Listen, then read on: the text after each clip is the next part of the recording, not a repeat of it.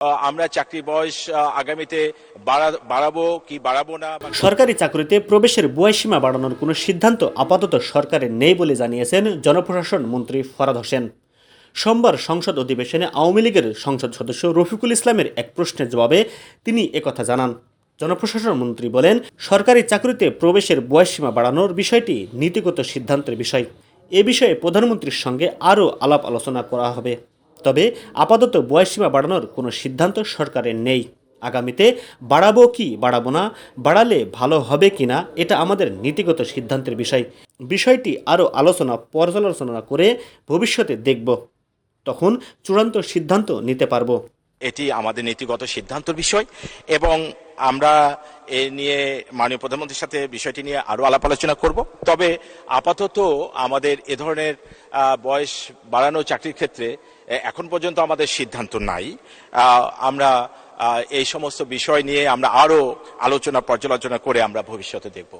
সরকারি চাকরিতে আবেদনের বয়সসীমা ন্যূনতম ৩৫ বছর করতে অনুরোধ জানিয়ে গত ১৭ এপ্রিল জনপ্রশাসন মন্ত্রী ফরহাদ হোসেনকে চিঠি দেন শিক্ষামন্ত্রী মহিবুল হাসান চৌধুরী। এতে তিনি লেখেন, বিশ্বের প্রায় ১৬২টি দেশে চাকরিতে আবেদনের বয়সসীমা কমপক্ষে ৩৫ বছর। তার মধ্যে কিছু দেশে তা উন্মুক্ত।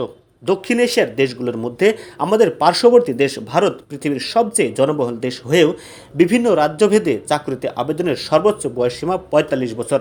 মালদ্বীপে ৪৫ বছর, শ্রীলঙ্কায় ৪৫ বছর, নেপালে ৩৫ বছর, আফগানিস্তানে ৩৫ বছর। ভারতসহ বিশ্বের উন্নত রাষ্ট্রগুলো অনেক গবেষণা করেই চাকরিতে আবেদনের বয়সসীমা আন্তর্জাতিক মানদণ্ড মেনে ন্যূনতম ৩৫ বছর করেছে। বিপুল সংখ্যক শিক্ষিত যুব সমাজকে মানব সম্পদ হিসেবে কাজে লাগাতে পারলে সেটি হবে যুগ উপযোগী ও যুগান্তকারী একটি সিদ্ধান্ত এবং স্মার্ট বাংলাদেশ বিনির্মাণে কয়েক ধাপ অগ্রসর হওয়া যাবে। সংসদে দেওয়া প্রশ্নের জবাবে জনপ্রশাসন মন্ত্রী ফরহাদ হোসেন বলেন, গত ১৫ বছরে সরকার অনেক যুগান্তকারী পদক্ষেপ গ্রহণ করেছে। চাকরিতে প্রবেশের বয়স ছিল ২৭ বছর, সেখান থেকে বৃদ্ধি করে ৩০ বছরে উন্নতি করা হয়েছে। মুক্তিযোদ্ধার সন্তানদের জন্য সেটা ৩২ বছর করা হয়েছে। চাকরি থেকে অবসরের বয়স ৫৭ বছর থেকে বাড়িয়ে ৫৯ বছর করা হয়েছে। আমরা সবসময় যুগের সাথে তাল মিলিয়ে জনবল কাঠামো ও নিয়োগ প্রক্রিয়া আধুনিকায়ন করে থাকি। আমাদের এই জনবল কাঠামো এবং নিয়োগ প্রক্রিয়া এই বিষয়গুলো সবসময় আমরা কিন্তু আধুনিকায়ন আমরা করে থাকি, যুগের সাথে সম্পর্ক রেখে আমরা পরিবর্তনও করে থাকি। জনপ্রশাসন মন্ত্রী বলেন, সরকারি চাকরি ঘিরে এখন বেশ আকর্ষণ তৈরি হয়েছে। বিভিন্ন বিশ্ববিদ্যালয়ের অন্তত মেধাবী ক্যাডাররা সার্ভিসে যোগদান করেছেন। সরকারি চাকরির পরিবেশ থেকে শুরু করে বেতন কাঠামো নতুন প্রজন্মের কাছে বড় আকর্ষণ তৈরি করেছে।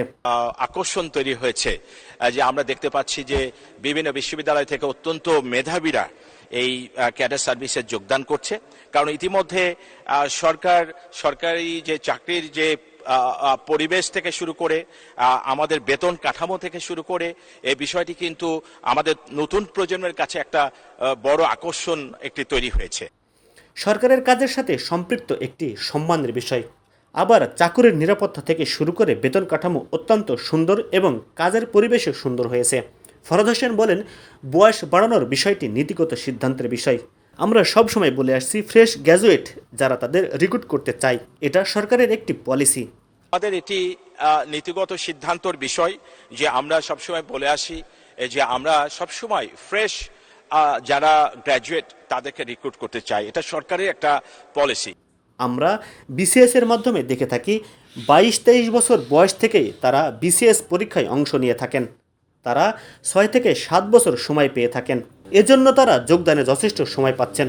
আমরা কিন্তু আমাদের বিসিএস এর মাধ্যমে আমরা দেখে থাকি যে সাধারণত ২৩ বছর বয়স থেকে কিন্তু তারা ২২ থেকে ২৩ বছর বয়সে তারা বিসিএস পরীক্ষায় অংশগ্রহণ করতে পারে এবং তাদের জন্য প্রায় মিনিমাম ৬ থেকে ৭ বছর হাতে সময় থাকে। তারা এই বিসিএস পরীক্ষা দিয়ে সরকারি চাকরিতে, ক্যাডার সার্ভিসে এবং অন্যান্য সরকারের যে চাকরি আইনের সাথে সম্পর্কিত যে সরকারি প্রতিষ্ঠান, আধা সরকারি, স্বায়ত্তশাসিত বিভিন্ন যে প্রতিষ্ঠান রয়েছে যেখানে সরকারের আইনগুলো মানা হয়, সেই প্রতিষ্ঠানে তারা কিন্তু যোগদান করছে। সরকারি দলের আরেক সংসদ সদস্য ফরিদা ইয়াসমিনের অন্য একটি সম্পূরক প্রশ্নের জবাবে জনপ্রশাসন মন্ত্রী বলেন, শিক্ষামন্ত্রীর কাছ থেকে সরকারি চাকরিতে বয়স বাড়ানোর বিষয়ে একটি পত্র আমরা ইতিমধ্যে পেয়েছি। এটা আমাদের নীতিগত সিদ্ধান্তের বিষয়। প্রধানমন্ত্রীর সাথে আরও আলাপ আলোচনা করা হবে।